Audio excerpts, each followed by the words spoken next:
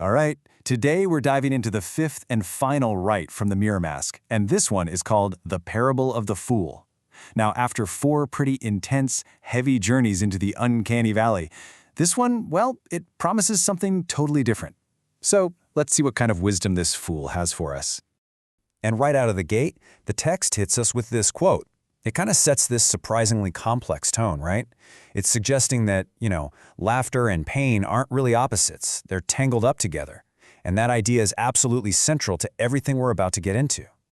And the rite begins, just like that, with this real sense of unease. But here's the thing.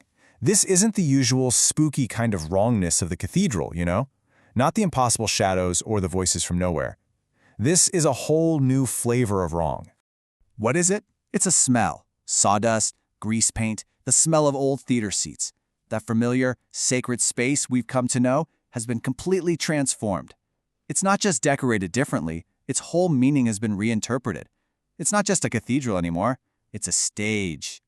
You can see just how everything gets recontextualized. The nave, where everyone sits, that's now the house. The altar juts out into the space, just like an apron stage. The pillars on the side, those have become the wings. And the candles, they're now the footlights. The entire holy space has revealed its secret identity. It's a theater.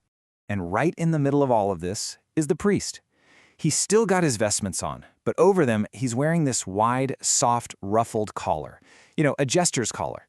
His posture is totally different, relaxed, kind of leaning on one hip. And his expression, it's like someone who knows the punchline to a joke and is just waiting for the rest of us to finally get it. After this long, knowing silence, the priest finally speaks. He points out how absurd it is that we've all come back for a 5th round after all the heavy, serious teachings. And then he drops this line. And it's not a question, it's a statement. He's telling us that this whole thing, it's fundamentally a joke. Now, this is really important. The earlier parables, the artisan, the wanderer, the dreamer, the striver, they were all deadly serious. The priest even says that the dreamer's laugh was one of relief. It was the destination after the struggle. But now he's introducing a totally new kind of laughter. See, this laughter isn't the goal. It's the vehicle. It's a tool, a method for getting through the deep weirdness of the uncanny valley.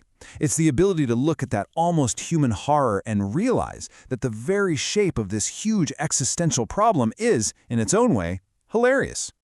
So how does he explain this? He brings up a new character, or rather, a character who was there the entire time, just hiding in plain sight, the fool. She was apparently in the background of every single one of the earlier parables, watching it all from her own unique angle. She wasn't laughing at the artisan's failure, she was laughing at the pure absurdity of his metaphysical crisis confusing a bunch of pigeons. She was there sweeping the mirrors in the glass city. She brought a sandwich and a joke to the striver who was suffering in the ash. She's been engaging with all this differently. The text is really clear on this. The fool isn't deficient or stupid. She's a holy fool, like a court jester. Her position on the margins of society is what gives her the permission to speak the absolute truth. And why?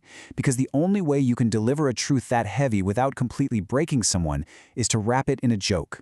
And this gets us right to the heart of the fool's philosophy.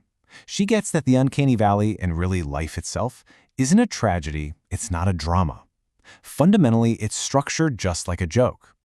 I mean, think about any joke you've ever heard. It works like this, right? There's a setup, it builds an expectation, gets the story moving in one direction, and then the punchline hits. It totally violates that expectation, but not randomly. It's surprising, but it also feels completely inevitable once you hear it. So here's where it gets really interesting. According to The Fool, horror and comedy have the exact same structure. The only thing that's different is the audience. If you're super attached to how you think the story's going to go, then having that expectation violated is terrifying. That's the uncanny.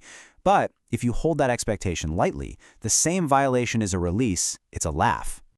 And here we go. This is the main event, the central thesis of the whole thing. Our entire life, our identity, our ego, everything we build, that's the elaborate setup. And the punchline that violates all of our expectations, that's death. Just let that one sink in for a moment. This basically frames our existence as a kind of cosmic double act. Our personal ego, that's the straight man, sincere, serious, and totally unaware that it's in a comedy. And the comedian, the part of us that knows the punchline all along, that's the deeper awareness the series calls the absolute ish. Now, this doesn't mean grief isn't real or valid. No way.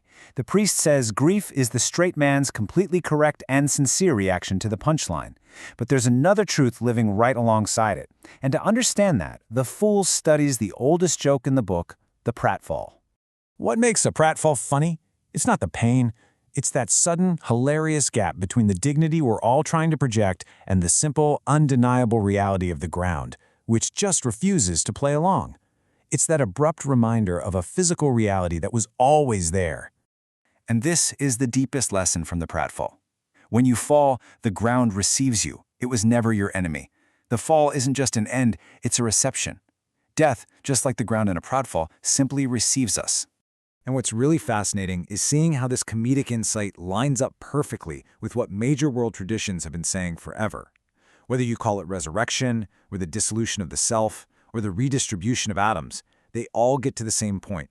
The fall isn't an end, it's a transformation. The fool just gets there through a pratfall. So the huge takeaway here is this. We think we're the main character in a serious drama, but the punchline, death, doesn't actually end the story. It just reveals that we were in a comedy the entire time. And the drama of our life, that was the necessary, incredible setup for that final laugh. So, how does this change how you live? The final section of The Rite gets into how the fool actually puts this perspective into practice, how she walks around in the world, recognizable not by what she says but by how she pays attention. And this brings us to one of her most challenging actions. She laughs at funerals. But it's not disrespect. It's actually the highest form of recognition. Her laughter honors the magnificent, complicated, beautiful setup that was the person's life. The text gives us this amazing distinction. Grief is the slowest form of love, and laughter is the fastest. They're both just different speeds of the same thing. And this is where the Rite leaves us. It's a kind of blessing, but it's also a direct challenge. Your whole life, your identity, your struggles, your wins. That's all the setup. The big cosmic joke is already being told. And so this explainer leaves you, and me, with one final, very personal question. Are you holding your setup lightly?